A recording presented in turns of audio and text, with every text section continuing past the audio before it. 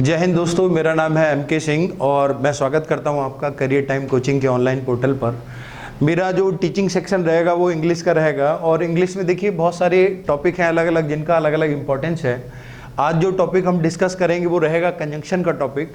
Conjunction में हमें क्या क्या चीज़ें पढ़नी है, सबसे पहले ये चीज़ें देखेंगे। कंजंक्शन में सबसे पहले रहेगा व्हाई टू स्टडी कंजंक्शन, दूसरा पॉइंट रहेगा हाउ टू स्टडी कंजंक्शन, तीसरा पॉइंट रहेगा what to study in conjunction और चौथा पॉइंट जो रखेंगे वो रहेगा question ask in previous year exams. तो 1 बाय 1 चीज़ों को हम डिस्कस करेंगे। देखिए बहुत सारी चीज़ें हैं, लोगों को पता नहीं रहता है कि कोई भी टॉपिक अगर हम पढ़ते हैं तो क्यों पढ़ते हैं। जैसे सबसे पहला हमारा जो पॉइंट रहेगा वो ये रहेगा व्हाई टू स्टडी कंजंक्शन। देखिए कंजंक्शन का जो स्कोप रहेगा एग्जाम में, सबसे पहले यहाँ पे जो क्वेश्चन रहेंगे वो एरर फाइंडिंग का जो सेक्शन रहेगा, एरर फाइंडिंग का जो सेक्शन रहेगा उसमें क्वेश्चन जो है वो आते हैं कंजंक्शन के टॉपिक से। और उसके बाद जो दूसरा सेक्शन रहेगा फिल इन द ब्लैंक्स, तो फिल इन द ब्लैंक्स में भी क्वेश्चन जो है वो आते हैं।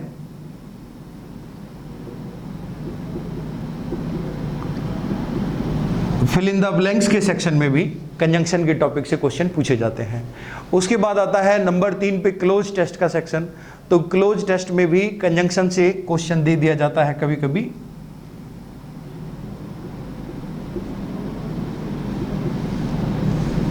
उसके बाद अगला पार्ट आता है इसका कंजंक्शन का, वो रहता है पैराजंबल में। तो पैराजंबल जो सेंटेंस रीअरेंजमेंट का पार्ट रहता है वहाँ भी कंजंक्शन एक टूल की तरह कार्य करता है जिससे हमें हेल्प मिलती है कनेक्टिविटी को फाइंड आउट करने में।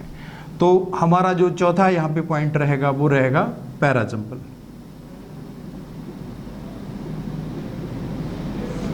उसके बाद अगले सेक्शन की अगर हम बात करें तो सेंटेंस इंप्रूवमेंट के सेक्शन में भी कंजंक्शन के पार्ट से क्वेश्चन दिए जाते हैं। तो अगला हमारा जो पॉइंट रहेगा वो कौन सा रहेगा, सेंटेंस इंप्रूवमेंट।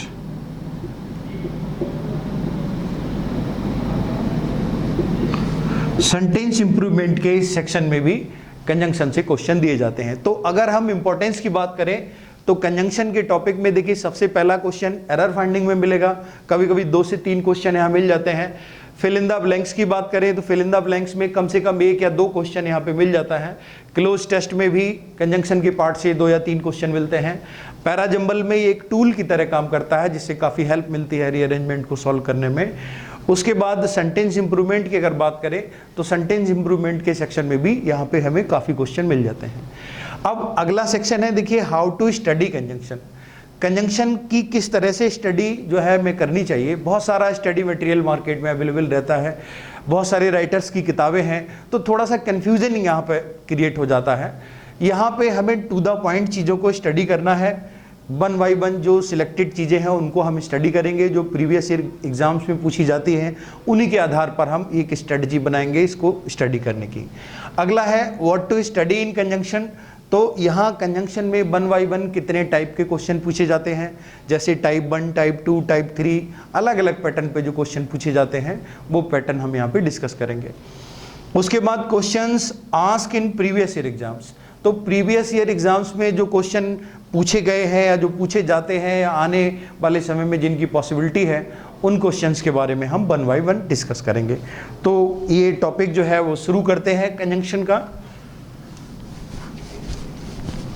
सबसे पहले हम यहाँ कंजंक्शन के सेक्शन में इनको क्लासिफाई करेंगे। देखिए क्लासिफिकेशन करना किसी भी टॉपिक का इसलिए ज़रूरी हो जाता है, क्लासिफिकेशन करने से चीज़ें सिस्टमेटिक वे में आ जाती हैं और थोड़ा उनका स्टडी आसान हो जाता है। कंजंक्शन को अगर हम सबसे पहले डिवाइड करें तो इसको 3 भागों में डिवाइड किया जाता है। नंबर 1 पे रखेंगे correlative conjunction,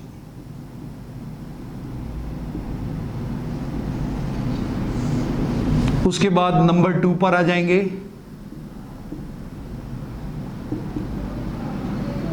subordinating conjunction,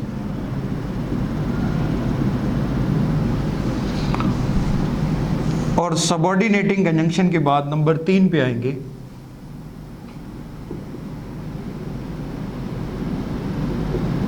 coordinating conjunction.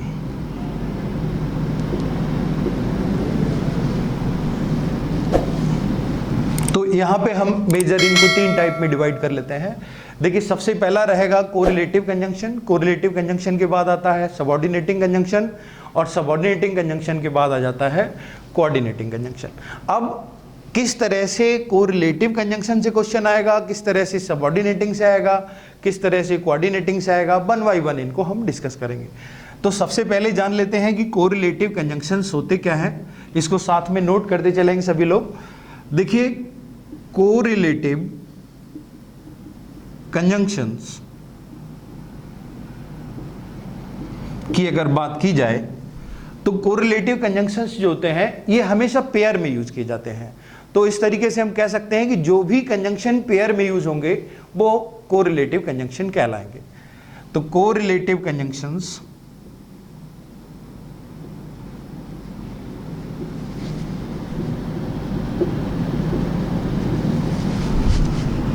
are always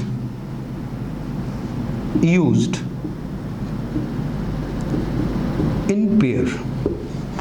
it means क्या है कि जो भी कंजंक्शन पेयर में यूज किए जाते हैं वो कंजंक्शन कोरिलेटिव कंजंक्शन कहलाते हैं। अब इनको कोरिलेटिव नाम क्यों दिया गया, एक इंपॉर्टेंट पॉइंट ये भी है कि कोरिलेटिव का मतलब क्या है, ये सह संबंधित करते हैं एक स्टेटमेंट को दूसरे स्टेटमेंट से। जैसे फॉर एग्जाम्पल यहाँ पे मैं एक एग्जाम्पल लेता हूं, ही इज पुअर, दूसरा एक सेंटेंस लिया, ही इज ऑनेस्ट। अब देखिए 2 सेंटेंसेस हैं, हमें इनको जोड़ना है किसी भी कंजंक्शन के हेल्प से। पहला स्टेटमेंट दिया है ही इज पुअर और दूसरा स्टेटमेंट दिया है ही इज ऑनेस्ट।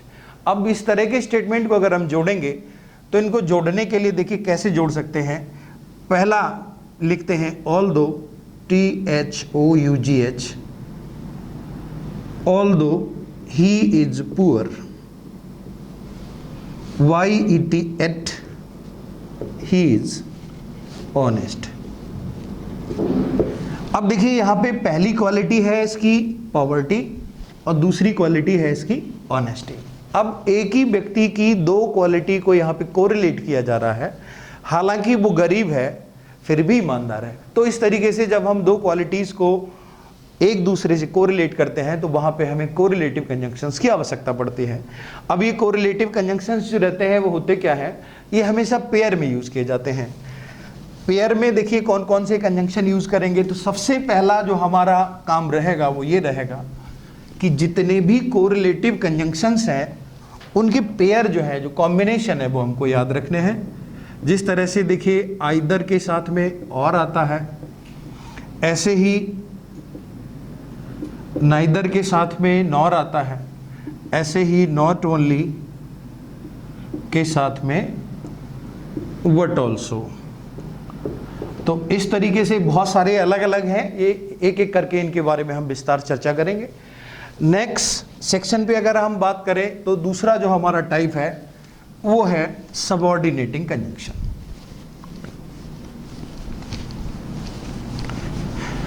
अब देखिए सबऑर्डिनेटिंग कंजंक्शन जो होते हैं वो क्या होते हैं, तो दूसरा पॉइंट हम यहां पे लिखेंगे सबऑर्डिनेटिंग कंजंक्शंस। दूसरा हेडिंग डाल देंगे टाइप 2, ये दूसरा टाइप रहेगा सबऑर्डिनेटिंग कंजंक्शन। अब देखिए subordinating conjunctions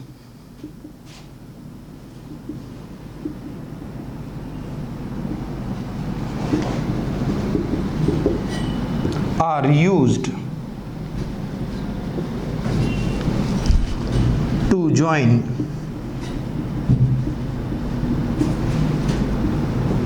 such 2 sentences where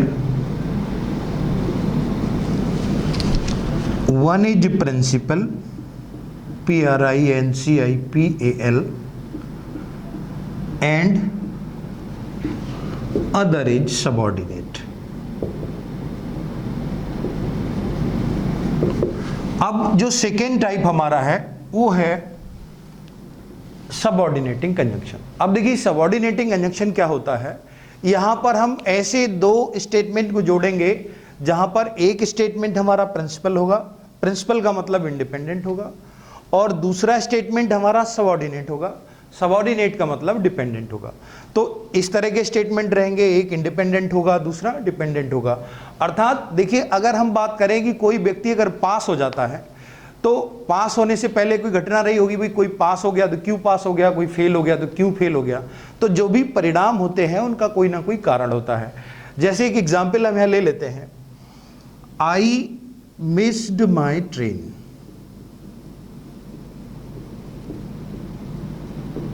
एक स्टेटमेंट हमने लिया पहला, आई मिस्ड माई ट्रेन, मेरी ट्रेन मिस हो गई। अब ट्रेन मिस होने का कोई ना कोई तो कारण होगा, भाई क्यों मिस हो गई। दूसरा स्टेटमेंट मैंने यहां पे लिया, आई गॉट लेट, मैं लेट हो गया। अब दो स्टेटमेंट है, पहला स्टेटमेंट है आई मिस्ड माई ट्रेन और दूसरा स्टेटमेंट है आई गॉट लेट। अब यहां पे सवाल यह है कि ट्रेन मिस हो गई, तो ट्रेन मिस क्यों हो गई। ट्रेन मिस इसलिए हो गई क्योंकि मैं लेट हो गया। इसका मतलब यह है कि अगर मैं लेट नहीं होता तो ट्रेन मिस नहीं होती। तो अगर हम देखें इन दोनों स्टेटमेंट में प्रिंसिपल क्या है और सबऑर्डिनेट क्या है, तो प्रिंसिपल देखिए यहां पर क्या रहेगा, ये चीज आपको ध्यान में रखनी है और किस तरह से इसको जोड़ना है। इसका मतलब यह है कि ट्रेन का मिस होना काय पे डिपेंड करेगा, लेट होने पर। इसका मतलब क्या है, ट्रेन का मिस होना ना होना ये सबऑर्डिनेटिंग है और लेट होना ये प्रिंसिपल है। अब क्योंकि यहां दो ही स्टेटमेंट दिए गए हैं तो इन दोनों को आपस में हम कंपेयर करते हैं और रिलेटिवली हम देखते हैं कि कौन सा जो है वो सबऑर्डिनेट है, कौन सा प्रिंसिपल है। अब इस तरह के स्टेटमेंट को जोड़ते किस तरीके से हैं और कौन कौन से कंजंक्शन यहां पे यूज किए जाते हैं, तो इन दोनों स्टेटमेंट को हम कई तरीके से जोड़ सकते हैं। सबसे पहले आई MISSED missed my train because I got late। अब देखिए इसको हम पहले इस तरीके से जोड़ सकते हैं, I missed my train because I got late। मेरी ट्रेन मिस हो गई क्योंकि मैं लेट हो गया। अब इसको सेकेंड हम चाहें कि दूसरा पार्ट पहले रख लिया जाए। अगर मैं इसको ऐसे लिखूं, आई गॉट लेट, मैं लेट हो गया, तो हम इसको देयरफॉर से भी ऐड कर सकते हैं, सो भी लगा सकते हैं। देयरफॉर के प्लेस पे मैं यहां पे अगर सो रखूं तो हम सो भी लगा सकते हैं, हेंस भी लगा सकते हैं। तो I got late therefore I missed my train. तो इस तरीके से स्टेटमेंट समझ में आ गया होगा कि सबऑर्डिनेटिंग कंजंक्शन का क्या रोल रहता है। सबऑर्डिनेटिंग कंजंक्शन ऐसे दो स्टेटमेंट को जोड़ते हैं जहां पर एक रहता है प्रिंसिपल और दूसरा रहता है सबऑर्डिनेट। अब इस पे किस तरह से सवाल आएंगे उनको आगे डिस्कस करेंगे। सबऑर्डिनेटिंग कंजंक्शंस की अगर हम बात करें तो इसमें कुछ एग्जाम्पल लिखे जा सकते हैं, जैसे बिकॉज है, सिंस है,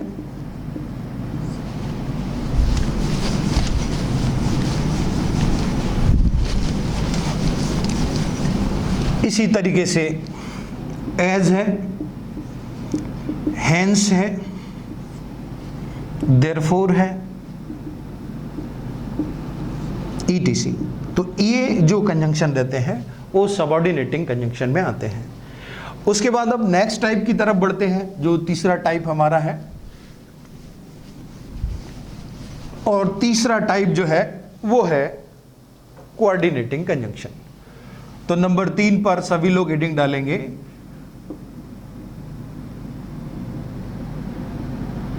कोऑर्डिनेटिंग कंजंक्शंस। अब देखिए कोऑर्डिनेटिंग कंजंक्शंस का मतलब क्या है, ये कोऑर्डिनेट करते हैं एक दूसरे से।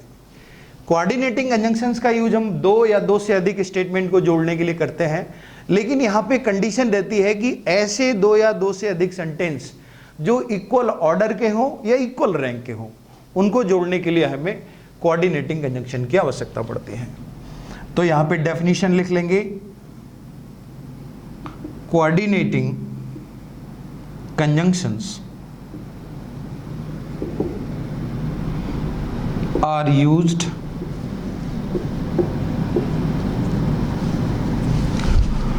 To join or more than 2 sentences of equal order और रैंक। अब यहां पे देखिए एक कंडीशन लगा दी गई कि कोऑर्डिनेटिंग कंजंक्शन जो होंगे वो ऐसे दो या दो से अधिक स्टेटमेंट को जोड़ने में यूज किए जाएंगे जिनका ऑर्डर इक्वल हो या जिनका रैंक इक्वल हो। अब रैंक और ऑर्डर की अगर बात की जाए तो रैंक और ऑर्डर का देखिए क्या मतलब रहता है। जैसे यहां पे एक सिंपल सा सेंटेंस लिख लेते हैं, सी इज वाइज, और एक दूसरा सेंटेंस लिख लेते हैं, सी इज ब्यूटीफुल।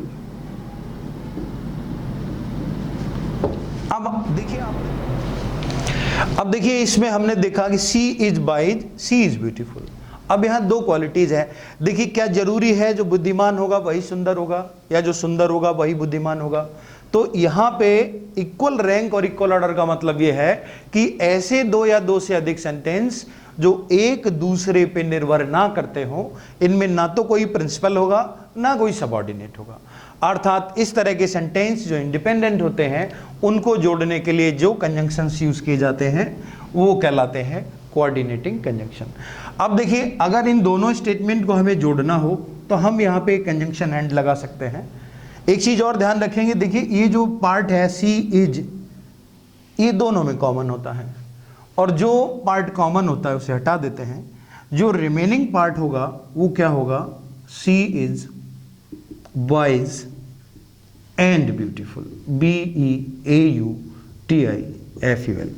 तो इस तरीके से आपने देखा कि कोरिलेटिव कंजंक्शन जो होते हैं वो पेयर में यूज होते हैं, सबऑर्डिनेटिंग कंजंक्शन जो होते हैं उनमें एक प्रिंसिपल और एक सबऑर्डिनेट होता है, और जो कोऑर्डिनेटिंग कंजंक्शन होते हैं इनमें हम दो या दो से अधिक ऐसे स्टेटमेंट को जोड़ सकते हैं जो एक दूसरे पर निर्भर नहीं करते हैं, जिनका ऑर्डर या रैंक इक्वल होता है। तो ये तो रहा कंजंक्शन के टाइप्स के बारे में। अब आगे बढ़ते हैं। देखिए कंजंक्शन से किस तरह से सवाल जो है वो परीक्षा में पूछे जाएंगे, तो इनको हम 1 by 1, टाइप 1, टाइप 2, टाइप 3 इस तरीके से इनको डिफाइन करेंगे। यहां से शुरू होता है कंजंक्शन का सबसे महत्वपूर्ण पार्ट। देखिए डेफिनेशन का पार्ट जो है वो किसी एग्जाम में पूछा नहीं जाता है, लेकिन ये हमको पता होना चाहिए ताकि हम इन चीजों को रिकॉग्नाइज कर पाए। तो सबसे पहले हेडिंग डालेंगे टाइप 1। अब टाइप 1 में ये देखेंगे कि कंजंक्शन से किस तरह से सवाल जो है वो पूछा जाता है। सबसे पहला सेंटेंस लिखेंगे, no sooner did I call him when he TURNED turned towards me। अब एरर फाइंडिंग में इस तरीके से क्वेश्चन दिया जाएगा, इसके पार्ट कर दिए जाएंगे। जैसे पहला पार्ट हमने कर दिया, no sooner did I call him, ए दूसरा पार्ट हो जाएगा बी, तीसरा पार्ट हो जाएगा सी और चौथा पार्ट हो जाएगा डी। तो एरर फाइंडिंग के सेक्शन में इस तरह से क्वेश्चन दिया जाएगा। जैसे क्वेश्चन दिया, no sooner did I call him when he turn towards me. अब ये जो क्वेश्चन है वो कोरिलेटिव कंजंक्शन पर आधारित है। देखिए यहां पे सबसे पहले हमें याद रखना है नो सूनर, नो सूनर के कॉम्बिनेशन में यूज होता है THAN देन। ऐसे ही अदर के कॉम्बिनेशन में यूज होता है THAN देन। ऐसे ही रेदर के कॉम्बिनेशन में यूज होता है THAN देन। तो ये नोट कर लेंगे सभी लोग। अब हमारा सबसे पहला जो क्वेश्चन आएगा वो किस पर आधारित रहेगा? सबसे पहला क्वेश्चन हमारा कोरिलेटिव कंजंक्शन पर आधारित रहेगा। जो क्वेश्चन दिए जाएंगे पेपर में उनके कॉम्बिनेशन मिसमैच होंगे। तो आपने क्या करना है कि सबसे पहले इनके जो कॉम्बिनेशन है वो आपको याद रखने हैं। हम सबसे पहले क्या चेक करने वाले हैं? हम चेक करने वाले हैं कॉम्बिनेशन। देखिए नो सूनर के कॉम्बिनेशन में यूज होता है THAN देन, और यहां जो दिया गया क्वेश्चन है उसमें लिखा है WHAN व्हेन। इसका मतलब यह है कि अगर एरर फाइंड की जाए तो किस पार्ट में एरर आएगी। इसका मतलब है एरर फाइंड की जाए तो हमारा आंसर होगा बी। और अगर यही चीज सेंटेंस इंप्रूवमेंट में आ जाए या फिल इन द ब्लैंक्स में आ जाए तब क्या करना है, तब हमें क्या करना है, इस WHEN वेन को यहां से रिमूव करना है और इसके प्लेस पर THN देन को लगाना है। तो टाइप 1 का समझ में आ गया होगा। इसका एक और एग्जाम्पल देखते हैं। देखिए, hardly had I REACHD reached there then it started raining RAINING और लास्ट में लिख दिया नो एरर। अब इसके पार्ट बना लेते हैं। पहला पार्ट ए रहेगा, दूसरा पार्ट बी रहेगा, तीसरा पार्ट सी रहेगा और चौथा पार्ट डी रहेगा। अब देखिए नेक्स्ट क्वेश्चन जो दिया गया है वो क्या दिया गया है, hardly had I reached there then it started raining. अब यहां पे जो हमें कंजंक्शन दिया गया है वो क्या दिया गया है, हार्डली। तो हार्डली के कॉम्बिनेशन में क्या यूज होना है, तो ये कॉम्बिनेशन मैं मिटा रहा हूं और अब देखना है नेक्स्ट कि किस तरह से इसमें यूज करना है।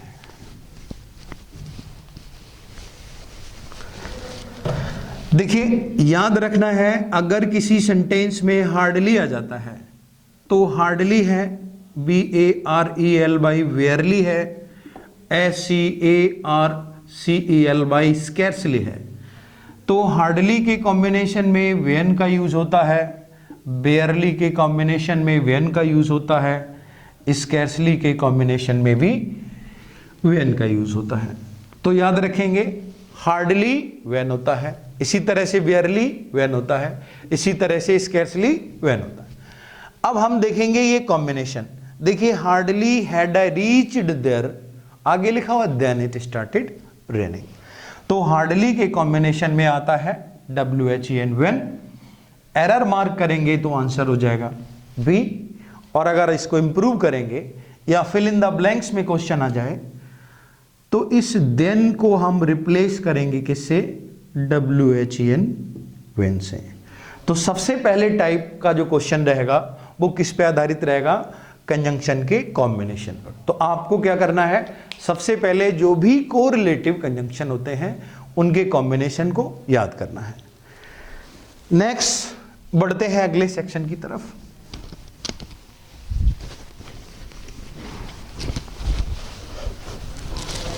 इसमें बहुत सारे कोरिलेटिव कंजंक्शन के एग्जाम्पल हैं, उनको आगे डिस्कस करेंगे वन बाय वन। अब हम आ जाते हैं टाइप 2 पर, और टाइप 2 में देखते हैं कि किस तरह से क्वेश्चन जो है वो परीक्षा में पूछा जाता है।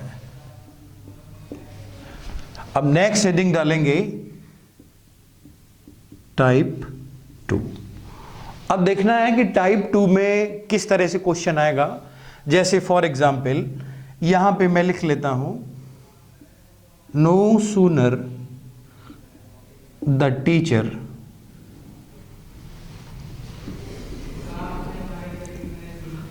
enter the class then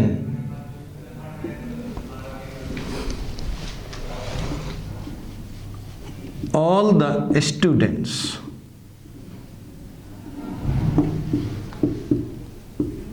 stood up respectfully, और लास्ट में लिख दिया नो एरर। अगर हम इसके पार्ट में डिवाइड करें तो ये ए पार्ट हो जाएगा, ये बी पार्ट हो जाएगा, ये सी और ये डी पार्ट है। अब देखिए नेक्स्ट टाइप क्या है। नेक्स्ट टाइप में क्वेश्चन दिया है, no sooner the teacher enter the class then all the students stood up respectfully. देखिए कॉन्सेप्ट को समझिए। कॉन्सेप्ट जब एक बार क्लियर हो जाएगा तो जो भी इस पैटर्न पे क्वेश्चन आएंगे, बहुत सारे एग्जाम्पल कराऊंगा मैं। जब ये सेशन का एंड होगा तो वहां पे मैं प्रैक्टिस शीट कराऊंगा, और प्रैक्टिस शीट में बहुत सारे क्वेश्चन इस पैटर्न पे पूछे गए हैं प्रीवियस ईयर में। उन क्वेश्चन को हम विस्तार से आगे डिस्कस करेंगे। तो देखिए ये जो टाइप 2 रहता है, इस टाइप में जो क्वेश्चन रहेंगे वो इन्वर्जन पर आधारित सवाल रहते हैं। अब एक माइंड में कॉन्सेप्ट आ रहा होगा कि इन्वर्जन क्या है। इन्वर्जन का मतलब होता है डिजायर्ड नेगेटिव इफेक्ट, और ग्रामर में अगर हम बात करें तो डिजायर्ड नेगेटिव इफेक्ट को किस तरह से रिप्रेजेंट करते हैं। देखिए किसी भी सेंटेंस की अगर शुरुआत होती है नो सूनर से, अगर कोई सेंटेंस नो सूनर से स्टार्ट होता है तो सबसे पहले हम ऑक्सिलरी वर्ब या हेल्पिंग वर्ब को रखते हैं। ऑक्सिलरी वर्ब या हेल्पिंग वर्ब के बाद हम किसको रखते हैं? सब्जेक्ट को, और सब्जेक्ट के बाद हम रखते हैं मेन वर्ब को, और मेन वर्ब के बाद ये सेंटेंस इस तरह से चलता रहता है, और इसके कॉम्बिनेशन में हम किसका यूज करते हैं? देन का। तो ये स्टेटमेंट जो है आप नोट कर लेंगे। देखिए अगर कोई सेंटेंस नो सूनर से शुरू होगा तो सबसे पहले क्या आना चाहिए? ऑक्सिलरी वर्ब, उसके बाद क्या आना चाहिए? सब्जेक्ट, उसके बाद क्या आना चाहिए? मेन वर्ब, और उसके कॉम्बिनेशन में क्या आना चाहिए? उसके कॉम्बिनेशन में आना चाहिए THAN देन। तो सबसे पहले हम कॉम्बिनेशन ही चेक कर लेते हैं। देखिए नो सूनर गिवन है, ये टाइप 1 में मैंने बताया था आपको, और नो सूनर के साथ में क्या आना चाहिए था? देन। इसका मतलब ये है कि कॉम्बिनेशन सही दिया है, कॉम्बिनेशन में कोई दिक्कत नहीं है। जब कॉम्बिनेशन में दिक्कत नहीं है तो इसका मतलब टाइप 2 का प्रॉब्लम है। टाइप 2 ये कहता है कि नो सूनर से अगर कोई सेंटेंस स्टार्ट होगा तो पहले ऑक्सिलरी वर्ब आएगा, फिर सब्जेक्ट आएगा, फिर मेन वर्ब आएगा, और उसके कॉम्बिनेशन में देन आएगा। अब ऑक्सिलरी वर्ब हेल्पिंग वर्ब होता है, इसमें देखिए डू, डज, डिड आ जाता है, इसी तरीके से हैज, हैव, हैड आ जाता है, इसी तरीके से will, shall, can, could, will, would, इस तरह के जो वर्ब रहते हैं वो ऑक्सिलरी वर्ब रहते हैं। तो इस आप लोगों की जानकारी में होगा ऑक्सिलरी वर्ब क्या है। देखिए सबसे पहले हम अगर एरर फाइंडिंग की दृष्टि से सेंटेंस को देखें तो यहाँ पे ये नो सूनर है, और ये द टीचर जो है वो क्या है? सब्जेक्ट है। तो सब्जेक्ट के और नो सूनर के बीच में क्या होना चाहिए? Auxiliary verb.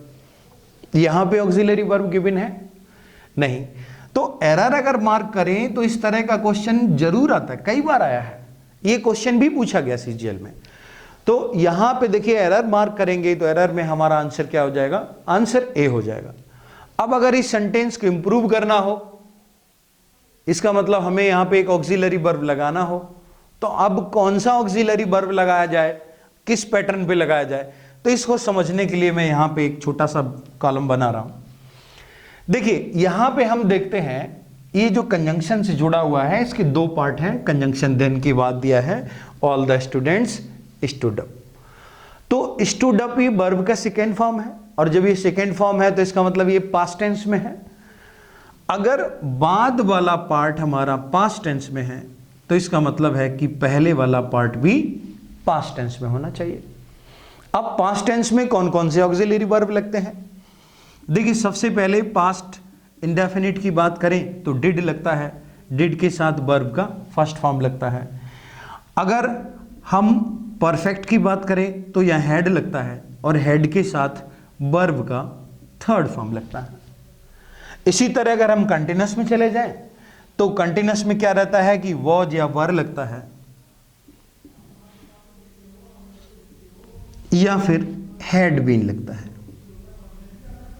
तो वॉज या वर के साथ भी वर्ब का ing फॉर्म लगता है, और हैड बीन के साथ भी वर्ब का ing फॉर्म लगता है। अब यहां पे हमें गिवन है वर्ब, तो ये देखना है कि वर्ब का कौन सा फॉर्म है। अगर ये वर्ब का थर्ड फॉर्म होता तो हम यहां पे ऑक्सिलरी हैड पुट करते। यहां पे वर्ब का फर्स्ट फॉर्म दिया है तो फर्स्ट फॉर्म के साथ जो आता है ऑक्सिलरी वर्ब क्या है? डिड। तो आप समझ गए होंगे। यहां पे अगर ये question fill in the blanks में होता तो हमें यहां पे क्या लगाना था? No sooner did the teacher enter the class then all the students stood up respectfully. तो ये टाइप 2 में क्वेश्चन किस तरीके से आएगा ये क्लियर हो गया। देखिए इन्वर्जन पे बहुत सारे सवाल आते हैं, इसका एक दो एग्जाम्पल और देख लेते हैं।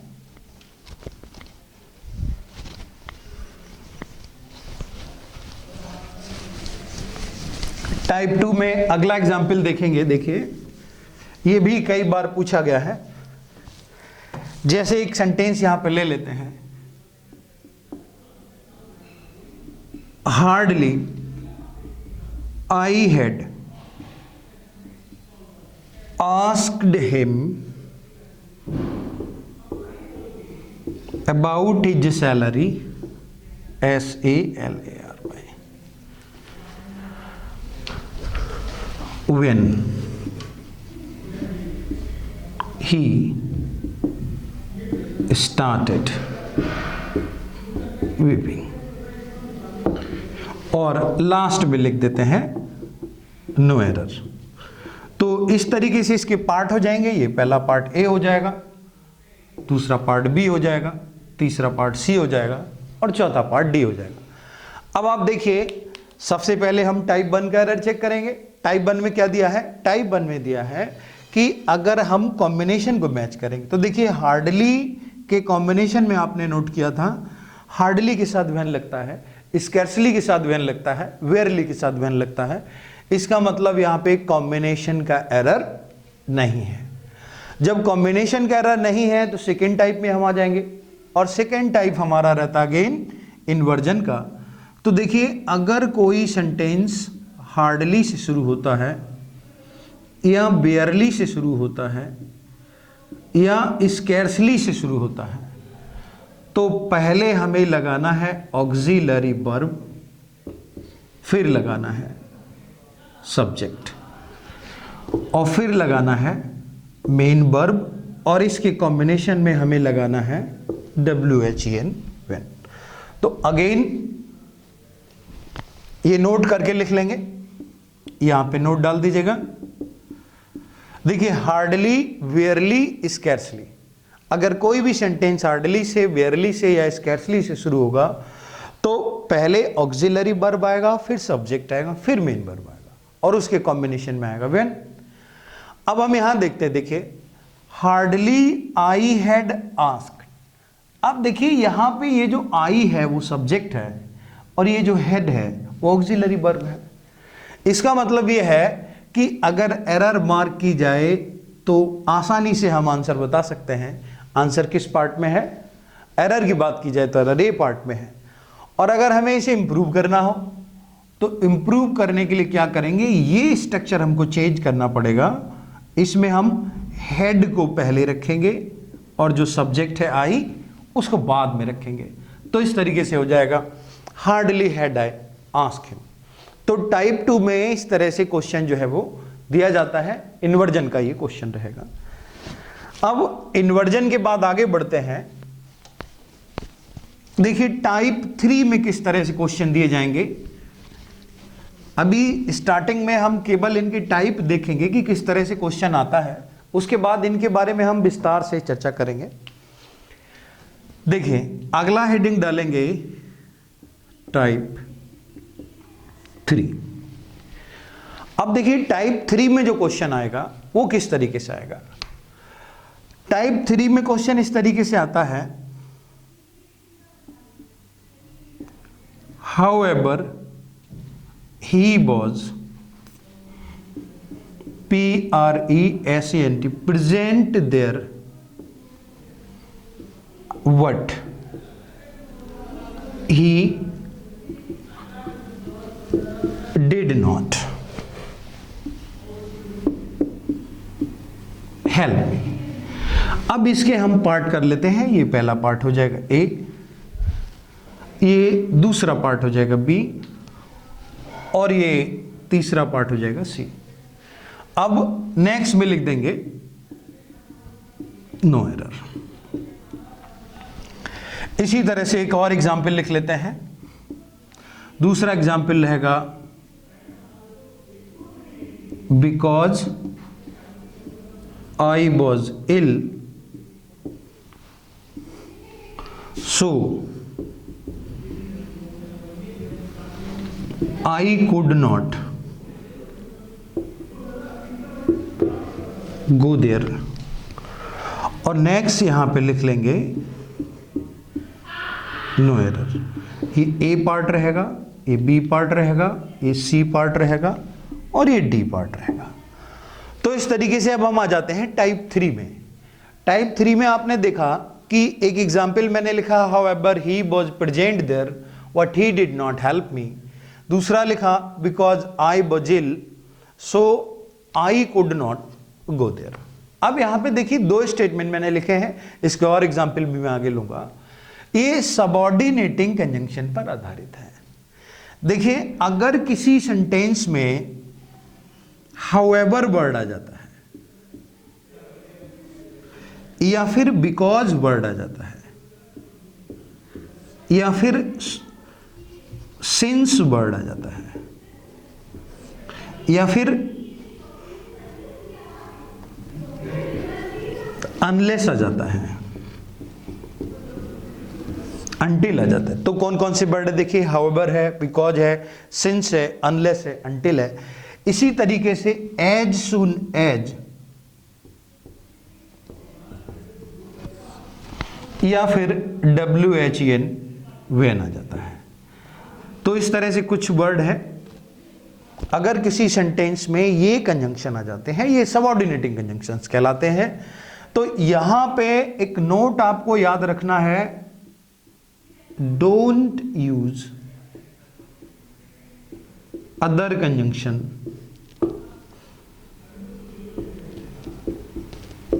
आफ्टर दीज और विद दीज। तो ये शॉर्ट ट्रिक के तौर पे भी आप इसे याद रख सकते हो, इस पे आधारित क्वेश्चन भी बहुत बार आता है। अगर किसी सेंटेंस में हाउएवर है, बिकॉज है, सिंस है, अनलेस है, अनटिल है या एज सून एज आ जाए या फिर इसी तरह से व्हेन आ जाता है, तो इनके बाद में हम कोई दूसरा कंजंक्शन यूज नहीं करेंगे। सिंपली ये क्वेश्चन जो आपके पेपर में दिया होगा वो इस तरीके से दिया होगा कि यहां पे हो सकता है कि कामा लगा हो, इसी तरह से हो सकता है यहां भी एक कामा लगा हो, और कभी कभी कामा नहीं भी देते हैं, ये ऐसा भी होता है। तो अब यहां पे देखना है, देखिए however he was present there, तो आपको ध्यान रखना है कि इनके बाद में कोई दूसरा कंजंक्शन यूज नहीं होना है। तो ये बड़ा ही आसान है, इसको शॉर्ट ट्रिक के तौर पे भी समझ सकते हो। देखिए ये हाउएवर अगर आ गया तो इसका मतलब है कि इसके बाद में कंजंक्शन कोई भी यूज नहीं किया जाएगा, और आंसर क्या हो जाएगा, आंसर हो जाएगा बी। अब इस तरह के स्टेटमेंट को करने के लिए एक विशेष चीज आपको ध्यान रखनी है, जब भी कोई स्टेटमेंट कंजंक्शन से शुरू होता है, एक सवाल यह है कि कुछ लोगों ने कहा कि हम क्यों ना हाउएवर को ही हटा दें, ऐसा रखे he was present there what he did not help me. तो एक चीज याद रखेंगे कि अगर कोई स्टेटमेंट कंजंक्शन से स्टार्ट होता है तो उसमें कहीं ना कहीं बीच में कामा जरूर लगा होता है, जैसे कि यहां पे एक कामा जो है वो दिया गया है। और अगर किसी सेंटेंस में कामा दिया होता है तो ये रीडिंग का कॉम्प्रिहेंशन में रूल रहता है कि हम यहां से इसको पढ़ना शुरू करेंगे। तो यहां से पढ़ते हैं, देखिए he did not help me however he was present there. तो यहां बट की कोई आवश्यकता है, इस सुपरफ्लुअस यूज अब कंजंक्शन कहलाता है, इस पे आधारित क्वेश्चन आता है। तो इसका मतलब किस पार्ट में एरर हो जाएगी, बी पार्ट में एरर हो जाएगी। आगे बढ़ते हैं, देखिए बिकॉज आई वाज इल, अब यहां कामा लगा हुआ है, तो इस तरह के स्टेटमेंट को हम कहां से पढ़ेंगे, इस तरह के स्टेटमेंट को हमें वहीं से पढ़ना है।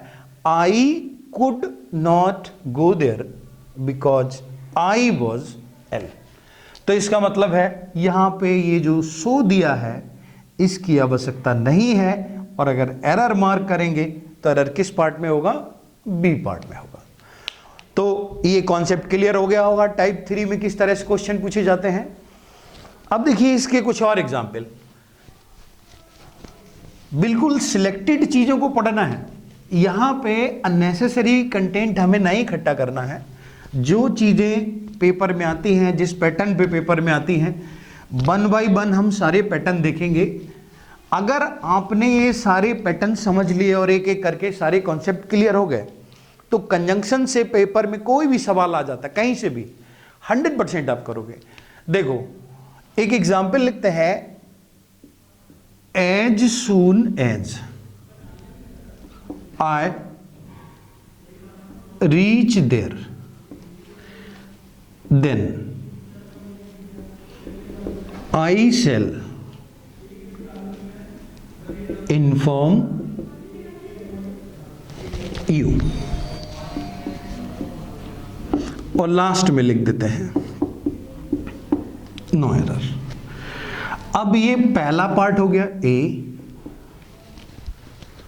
दूसरा पार्ट हो गया बी, तीसरा पार्ट हो गया सी, और चौथे पार्ट में हमने लिख दिया डी। अब देखिए as soon as I reach there, जैसे ही मैं वहां पहुंचूंगा मैं तुम्हें इन्फॉर्म कर दूंगा। तो आपको एक चीज ध्यान रखनी है, ये सेंटेंस कहां से शुरू हो रहा है? कंजंक्शन से। और अगर कंजंक्शन से शुरू हो रहा है तो इसको कहां से पढ़ना है? यहां से। I shall inform you as soon as I reach there. It means क्या है, ये इस पैटर्न पे क्वेश्चन बहुत बार आया है। इसका मतलब है कि जो एरर है वो किस पार्ट में है? बी पार्ट में है। और अगर हमें इंप्रूव करना हो तो हम क्या करेंगे, ये जो THEN दिया है इसको हटा देंगे, क्योंकि इसके बाद हमें किसी भी कंजंक्शन की आवश्यकता नहीं पड़ती है। अब एक चीज और याद रखना है, देखिए अगर किसी सेंटेंस में सिंस आ जाए या फिर एज आ जाए या फिर बिकॉज आ जाए, तो सिंस, एज और बिकॉज इन तीनों को हम क्योंकि के सेंस में यूज करते हैं। इसी तरह से अगर किसी सेंटेंस में सो आ जाए, हैंस आ जाए या फिर देयरफॉर आ जाए, तो ये इन तीनों का यूज हम इसलिए के सेंस में कर लेते हैं। तो इस तरीके से जब आपने देखा कि सिंस के बाद कोई कंजंक्शन नहीं रहेगा, बिकॉज के बाद कोई कंजंक्शन नहीं रहेगा, तो एज के बाद भी कोई कंजंक्शन नहीं रहेगा। लेकिन अगर एज के साथ एज और एज के साथ सो, वो अगला कॉन्सेप्ट है, किस तरह से आता है उसको मैं आगे बताऊंगा। तो ये चीजें आप नोट कर लीजिएगा। अब आते हैं, देखा आपने टाइप 1 में जो क्वेश्चन आएगा वो कंजंक्शन के कॉम्बिनेशन पे आधारित होगा। टाइप 2 में जो क्वेश्चन आएगा वो सबऑर्डिनेटिंग कंजंक्शन पर आधारित रहेगा। टाइप 3 में जो क्वेश्चन आएगा ये आपने देखा, ये सुपरफ्लुअस यूज ऑफ कंजंक्शन रहेगा। अब आते हैं टाइप 4 पे। देखिए टाइप 4 क्या है? टाइप 4 बड़ा ही आसान है और थोड़ा सा अगर आप कोशिश करेंगे समझने की तो इस पे आधारित बहुत सवाल भी आते हैं। देखिए बड़ा सिंपल सा एक सेंटेंस लिखता हूं मैं,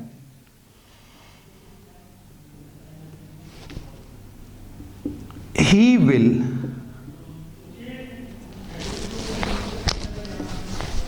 इसको दोबारा लिखेंगे, ही विल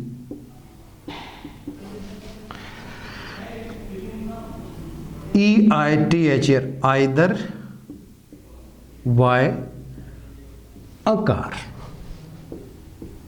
और a bike। इस तरह से सेंटेंस लिख लिया। अगर मैं इसके टुकड़े करूं तो ये पहला पार्ट हो जाएगा ए, ये दूसरा पार्ट हो जाएगा बी, ये तीसरा पार्ट हो जाएगा सी, और अगर हम इसके चौथे पार्ट पे जाएं तो यहां पे रहेगा नो एरर। क्लियर हो गया? देखिए कॉम्बिनेशन मैच करेंगे तो आइदर के साथ और लगता है, क्लियर है। इसी तरह से अगला लिखेंगे, ही कैन प्ले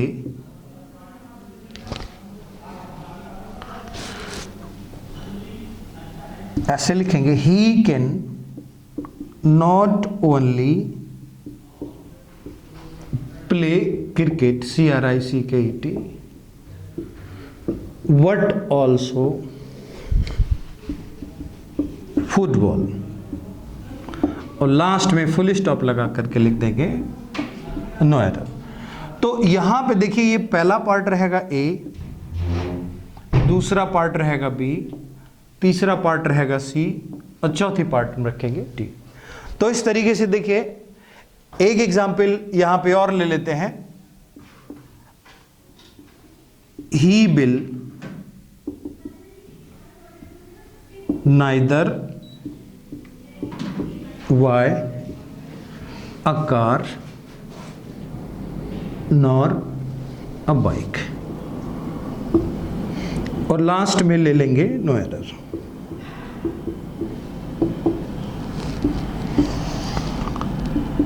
तो ये चौथा टाइप है हमारा। चौथे टाइप में देखिए किस तरह से क्वेश्चन रहेंगे।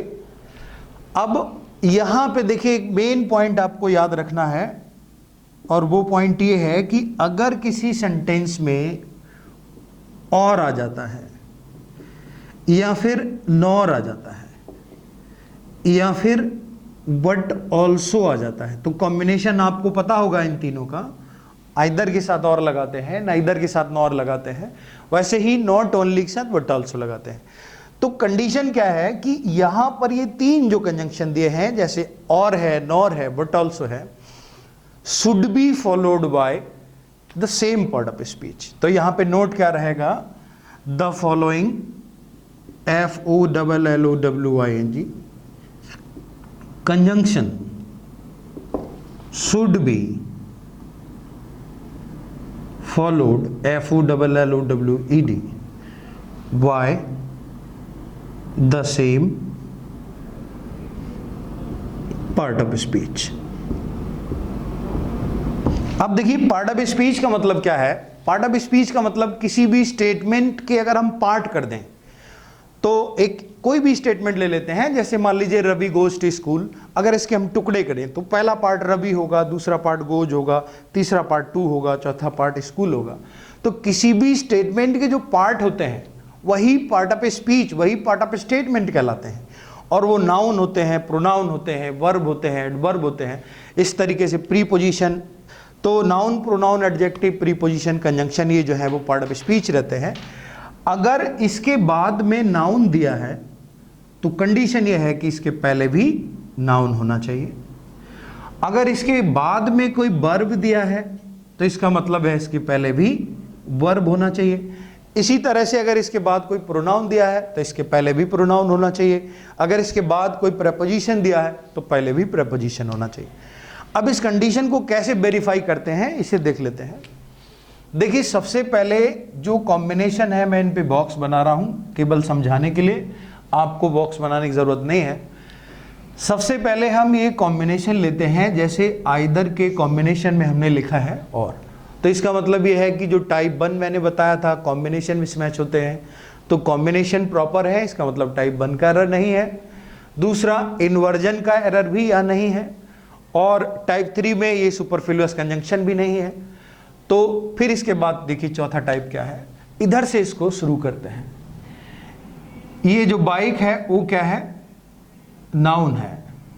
इसका मतलब है कि इन दोनों के बीच में एक नाउन होना चाहिए। तो इन दोनों के बीच में जो नाउन है वो क्या है, ये जो कार है वो एक नाउन है। इसके बाद देखेंगे एक वर्ड बचता है, ये आर्टिकल आ। इसका मतलब ये जो आ है वो एक आर्टिकल है। इसका मतलब इन दोनों के बीच में भी एक आर्टिकल होना चाहिए, तो इन दोनों के बीच में भी एक आर्टिकल दिया गया है, और ये है आर्टिकल आ। अब इधर से देखना है कि इसके बाद अब और कोई पार्ट ऑफ स्पीच जो है वो शेष नहीं बचता है, लेकिन इन दोनों के बीच में एक पार्ट ऑफ स्पीच बचता है, और वो है वाई, जो कि एक क्रिया है, एक एक्शन है, और जो भी एक्शन होते हैं वो वर्ब कहलाते हैं। अब जिस तरह से आप केमिस्ट्री में इक्वेशन बैलेंस करते हो, इसी तरह इंग्लिश में भी सेंटेंस का स्ट्रक्चर जो है वो मेंटेन करना रहता है।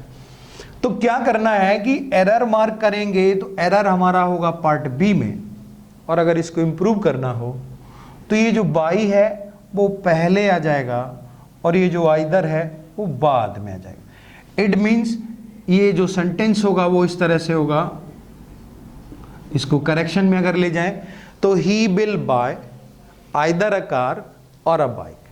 तो क्लियर हो गया होगा कॉन्सेप्ट। अगर इसी तरह से देखिए हम दूसरा सेंटेंस देखते हैं, ये नॉट ओनली गिवन है और ये बट ऑल्सो गिवन है।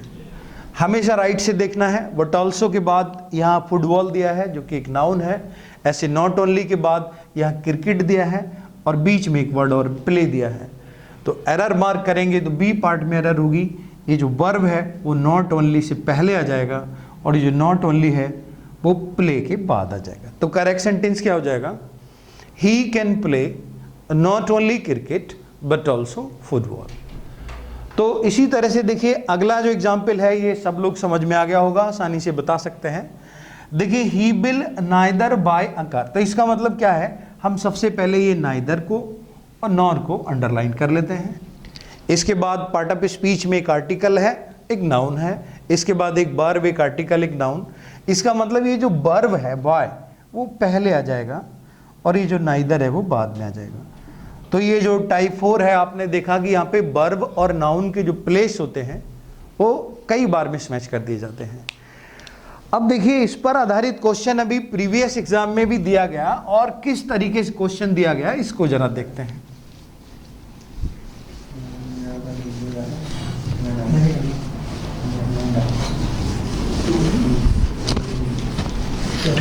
देखिए सभी लोग ऑनेस्टली इसका जवाब देंगे।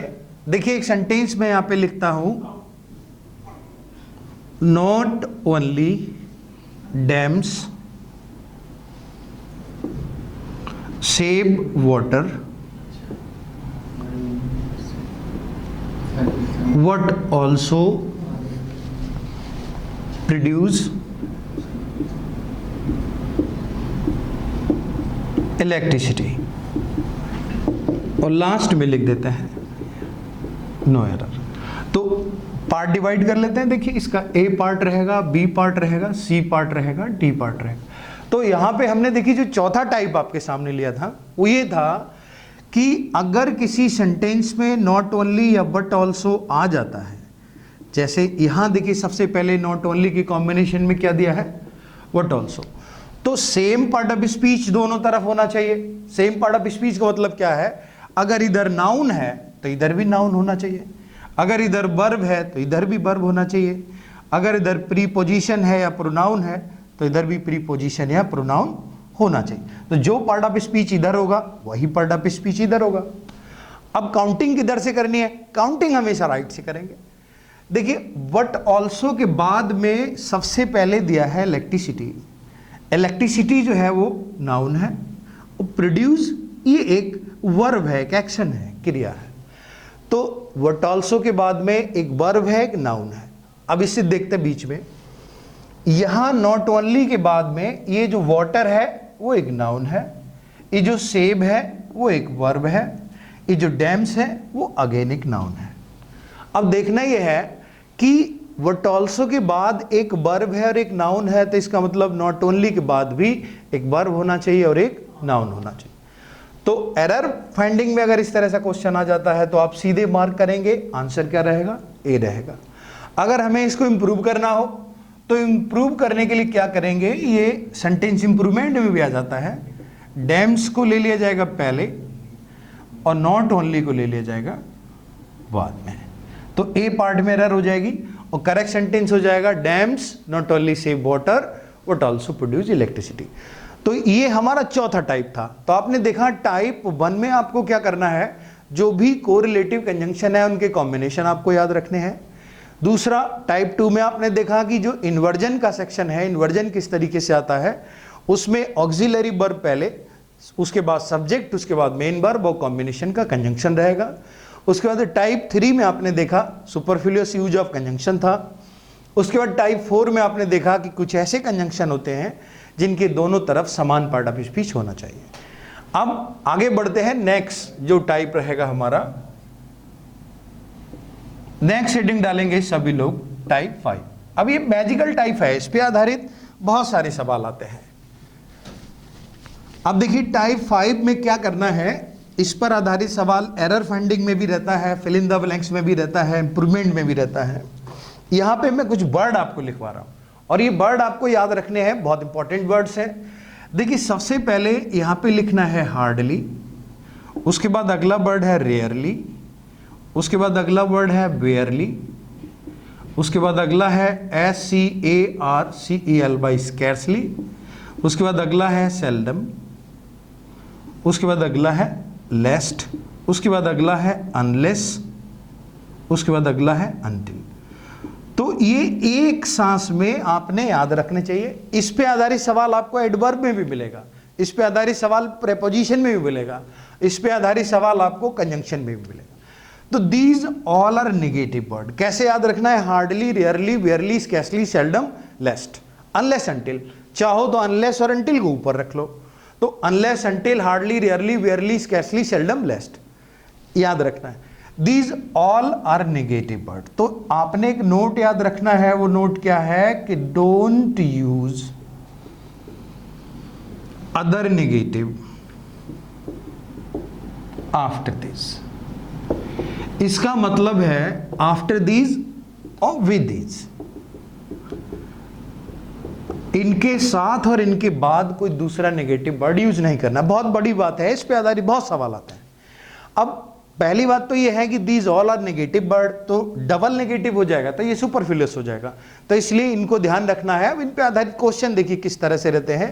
एक एग्जाम्पल मैं यहां पे लिख लेता हूं सिंगल सा, देखिए दे विल नॉट कम, पहला पार्ट लिख लिया, अनलेस यू, दूसरा पार्ट हो गया डू नॉट इनवाइट देम, और लास्ट में लिख लेंगे नो एरर, ये डी पार्ट हो गया। अब देखिए सेंटेंस इस तरह से दिया है कि they will not come unless you do not invite. अगर इस तरह का कॉम्बिनेशन आपको कहीं भी मिलता है तो आप आंख बंद करके टिक कर सकते हैं कि अनलेस का मतलब अपने आप में रहता है इफ नॉट। अगर हम इसकी बात करें तो अनलेस का मतलब रहता है इफ नॉट, इसी तरह अनटिल का मतलब रहता है टिल नॉट। तो ये ऑलरेडी नेगेटिव है, और अगर इनके कॉम्बिनेशन में कोई नेगेटिव आ जाता है तो वही आपकी एरर होती है और वही आपका आंसर होता है। तो ये सी पार्ट जो है वो हमारा आंसर होगा। इसके कुछ एग्जाम्पल देख लेते हैं और उसके बाद आगे बढ़ते हैं।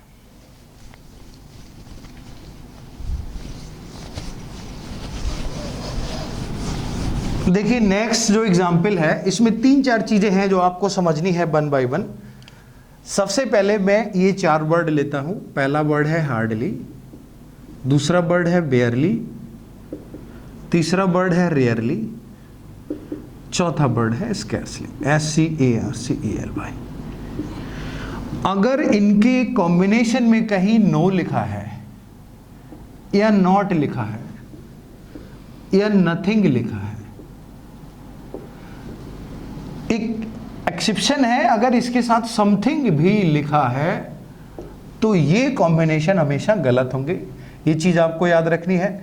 अगर hardly no, hardly not, hardly nothing, hardly something, अगर ये कॉम्बिनेशन किसी भी क्वेश्चन में आ जाता है तो एरर फाइंड करते समय आपको ध्यान रखना है कि ये कॉम्बिनेशन हमेशा गलत होगा। इसके बाद क्या क्या चीजें अलाउड हैं, इसके बाद हम एनी लगा सकते हैं या फिर एनीथिंग लगा सकते हैं। तो अगर किसी सेंटेंस में हार्डली, वेयरली, रेयरली या स्कैर्सली के साथ एनी आ जाता है या एनीथिंग आ जाता है तो ये कॉम्बिनेशन हमेशा सही होता है। अब देखिए इस पर क्वेश्चन कैसे आता है। इस पर क्वेश्चन ऐसे आता है कि सी हैड हार्डली नथिंग, ये पहला पार्ट हो गया। She had hardly nothing when she came to Delhi, और लास्ट में ले लेते हैं नो एरर। तो इस तरह के क्वेश्चन अगर पेपर में दिखते हैं, डेफिनेटली दिखते हैं, अगर इस तरह का क्वेश्चन कोई भी आ जाता है तो सीधा आपने डायरेक्ट हिट करना है आंसर। देखिए हार्डली नथिंग कॉम्बिनेशन गलत है। अगर इसने एरर फाइंड करनी है तो आंसर बी होगा, और अगर इंप्रूवमेंट करना है तो ये नथिंग को हटा देना है और इसके प्लेस पर एनीथिंग लगा देना है। अब एक सवाल है कि एनीथिंग कब लगाना और एनी कब लगाना है, तो ये चीज ध्यान रखना है। अगर ये एग्जाम्पल इस तरह से होता कि she had hardly no friend, FRIEND, when she came to Delhi, और लास्ट में अगर होता नो एरर। तो इसके पार्ट कर लेते हैं। ये पहला पार्ट रहेगा, ये दूसरा पार्ट रहेगा, ये तीसरा। हमेशा चीजें ध्यान रखनी है कि जैसे हार्डली दिया है तो कॉम्बिनेशन याद रखना है। देखो हार्डली, वेयरली, स्कैर्सली के कॉम्बिनेशन में व्हेन का यूज होता है, तो टाइप 1 का कॉम्बिनेशन भी चेक करना है। देखिए हार्डली के साथ व्हेन दिया है, कॉम्बिनेशन प्रॉपर दिया है, लेकिन अब आपको ये ध्यान रखना है कि हार्डली के साथ ये नो दे दिया। अब अगर नो दे दिया तो ये डबल नेगेटिव हो गया, और इस स्थिति में आंसर क्या हो जाएगा, आंसर हो जाएगा बी। और अगर इंप्रूवमेंट करेंगे तो ये नो हटा देंगे। अब देखना यह है कि ये फ्रेंड काउंटेबल है कि अनकाउंटेबल है। अब फ्रेंड के लिए तो एनीथिंग लिख नहीं सकते, इसलिए फ्रेंड के प्लेस पे यहां पे हमें काउंटेबल है तो हमें क्या लिखना है, एनी। तो सही सेंटेंस क्या हो जाएगा, she had hardly any friend when she came to Delhi. Clear हो गई बात। अब देखिए एक एग्जाम्पल मैंने समथिंग का बताया था, इस पे मैं स्टार लगा रहा हूं और इसको बता रहा हूं आगे किस तरह से रहता है। एक एग्जाम्पल इसका समझ लीजिए।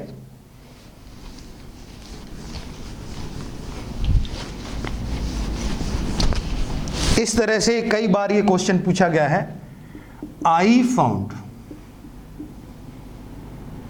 Hardly something interesting. तो I found hardly something interesting in his character, CHARACTER, when I read his biography। और अगला जो पार्ट रहेगा उसमें लिख लेंगे नो एरर। तो इस तरीके से इसको डिवाइड कर लेते हैं, A, B, C और D। तो अब देखिए यहां पे जो सेंटेंस दिया है, जैसे आई found hardly something interesting in his character. अब हार्डली नेगेटिव वर्ड है और इसके साथ में हम या तो एनी लगा सकते हैं या फिर एनीथिंग लगा सकते हैं, लेकिन यहां पे गिवन क्या है, समथिंग। तो ये नेगेटिव और पॉजिटिव का जो कॉम्बिनेशन है ये भी आपको याद रखना है, ये हमेशा गलत कंसीडर किया जाएगा। इसलिए इसको अगर हम इंप्रूव करेंगे तो समथिंग के प्लेस पर हमें क्या लगाना है, एनीथिंग। तो इस तरह से क्वेश्चन भी पेपर में पूछ लिया जाता है। तो ये टाइप क्लियर हो गया होगा। अब इन 4 वर्ड के बाद हमारा अगला जो वर्ड है वो क्या है, देखिए इस पर आधारित क्वेश्चन भी बहुत आता है।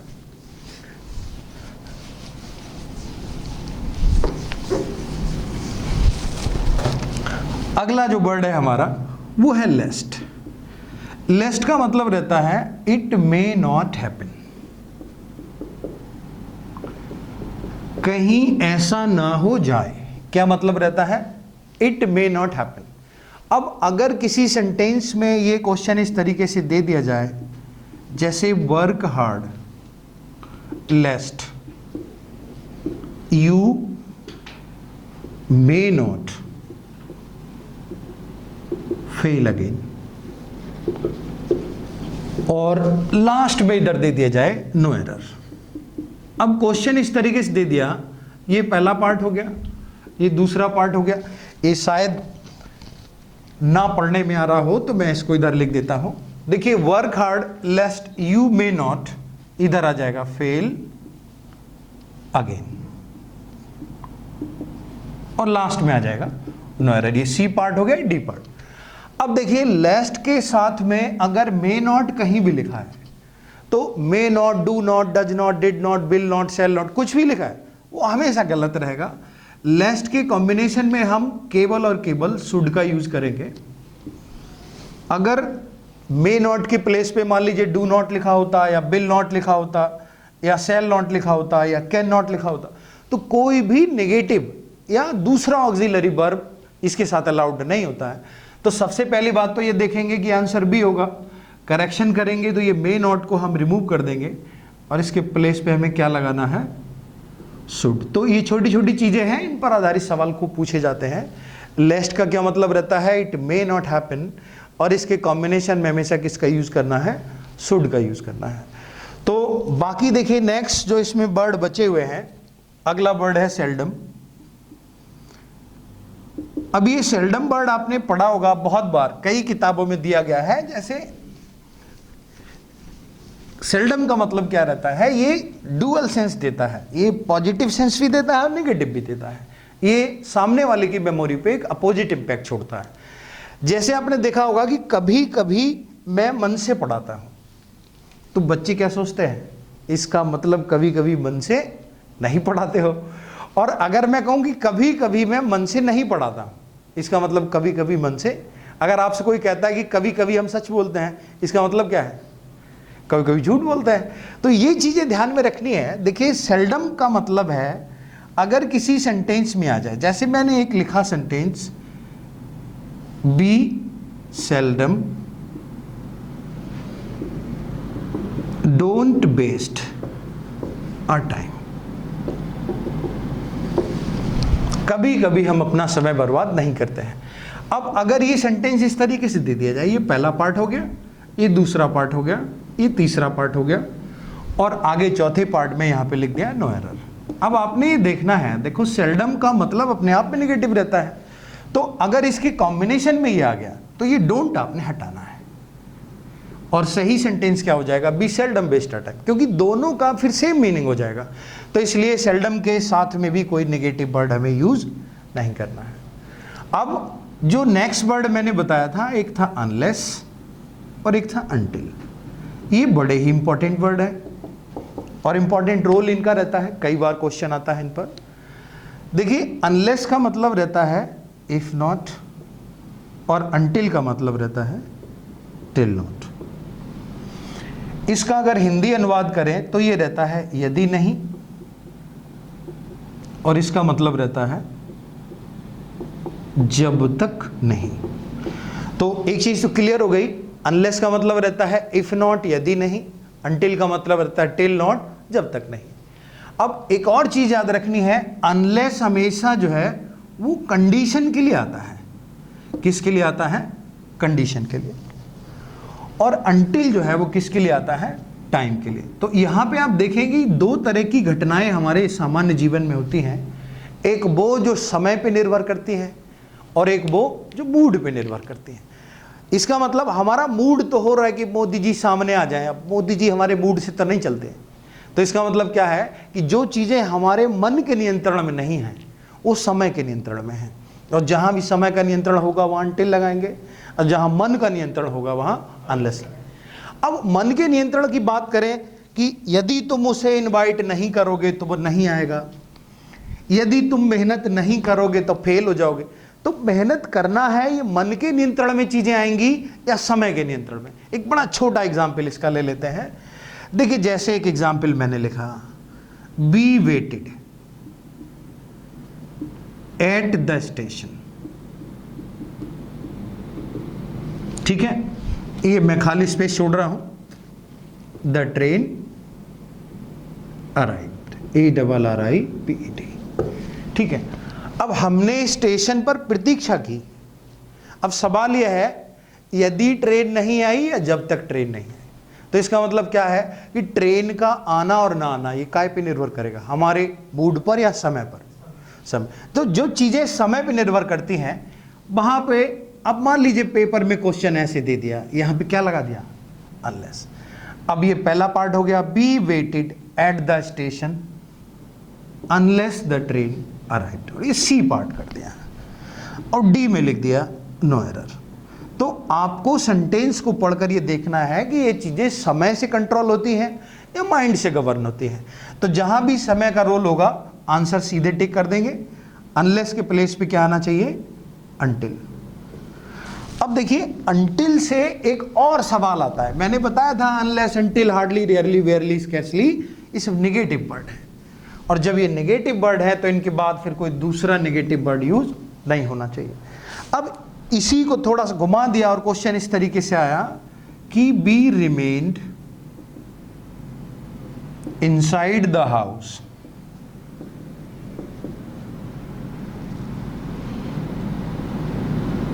until the rain did not stop, और लास्ट में दे दिया नो एरर। पार्ट डिवाइड कर लेते हैं, ए, बी, सी और डी। अब आपने देखा कि सेंटेंस दिया है कि we remained inside the house until the rain did not stop. तो पहले तो आपको सोचना है, जैसे बारिश हो रही, अब मैं चाहता हूं कि बारिश रुके तो मैं अपने घर जाऊं, तो क्या मेरे सोचने से बारिश रुक रही? और जब मेरे सोचने से नहीं रुक रही, इसका मतलब है समय के अनुसार रुकेगी, और जहां भी समय होगा वहां अंटिल लगाते हैं। तो इसका मतलब है कि अंटिल वहां सही लगा है। अब अभी आपने देखा था कि अंटिल को अगर हम डिफाइन करें तो ये रहता है टिल नॉट, और जब ऑलरेडी ये नेगेटिव है तो इसके बाद अगर कोई भी नेगेटिव वर्ड आ जाए, चाहे वो डू नॉट हो, डिड नॉट हो, डज नॉट हो, कोई भी ऑक्सिलरी वर्ब के साथ नेगेटिव हो, तो वो आपका आंसर होगा। और अगर इंप्रूवमेंट करना हो तो ये डिड नॉट हम हटा देंगे। अब क्योंकि डिड नॉट हटा रहे हैं तो इसका मतलब क्या है कि डिड को हटा रहे तो सेकेंड फॉर्म लगाना पड़ेगा, और सेकेंड फॉर्म जब लगाएंगे तो स्टॉप का क्या हो जाएगा, स्टॉप। और इस तरह से ये सी पार्ट में एरर हो जाएगी। तो ये आपने देखा कि किस तरह से अनलेस और अनटिल का क्वेश्चन दिया जाता है। अब इस पे आधारित बहुत सारे सवाल हैं जो प्रीवियस ईयर में पूछे गए हैं। जब हम इसका एक्सरसाइज डिस्कस करेंगे, जब सीट डिस्कस करेंगे तो उसमें आगे बढ़ेंगे। अब देखिए नेक्स्ट जो टाइप इसमें है वो है टाइप, ये कौन सा टाइप था, पांचवा 6 ये टाइप हमारा है। इसमें एक टाइप और है 7, टोटल 7 टाइप से क्वेश्चन पूछा जाता है। अब 6 टाइप जो है वो किस तरह से देखिए पूछा जाता है। यहां पे मैं एक एग्जांपल लिख रहा हूं, we shall return before father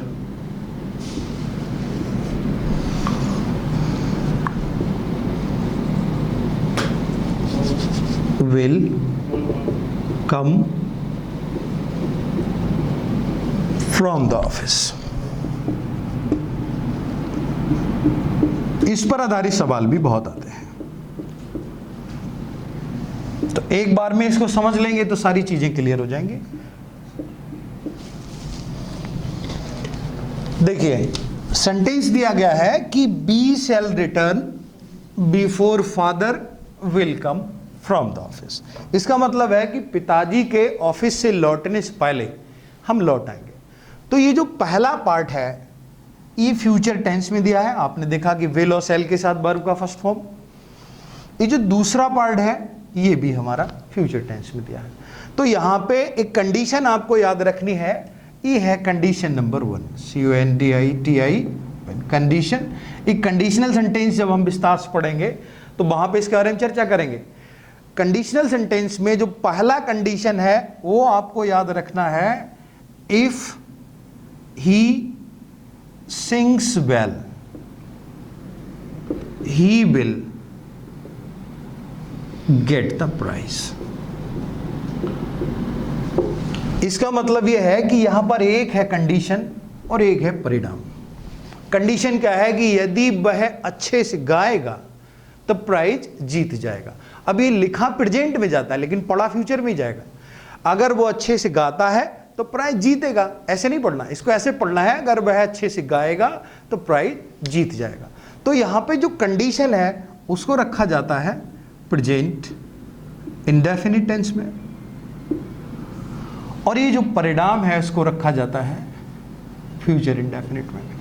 अब एक सवाल है कि कंडीशन को ही प्रेजेंट में क्यों रखते हैं और ये जो परिणाम है उसको फ्यूचर में क्यों रखते हैं। तो कोई भी व्यक्ति अगर मान लीजिए आज परीक्षा देता है तो उसका परिणाम कब निकलेगा, परिणाम हमेशा आने वाले समय में आते हैं। अगर आज से जिम ज्वाइन करोगे तो कल बॉडी बनेगी, अगर आज परीक्षा दोगे तो कल परिणाम निकलेगा। इसका मतलब क्या है कि कंडीशन की शुरुआत हमेशा हम प्रेजेंट से करते हैं और जो परिणाम रहता है उसको फ्यूचर में रखते हैं। तो एक सवाल है कि कंडीशन यहां पे बनती है कि किसी भी सेंटेंस में दो सेंटेंस अगर किसी भी कंजंक्शन से जुड़े हों तो दोनों एक साथ फ्यूचर टेंस में नहीं हो सकते। दूसरी, तीसरी, चौथी कंडीशन क्या है वो कंडीशनल सेंटेंस में बताएंगे। केवल इस कंडीशन पर आधारित सवाल यहां आता है इसलिए इसको डिस्कस करते हैं।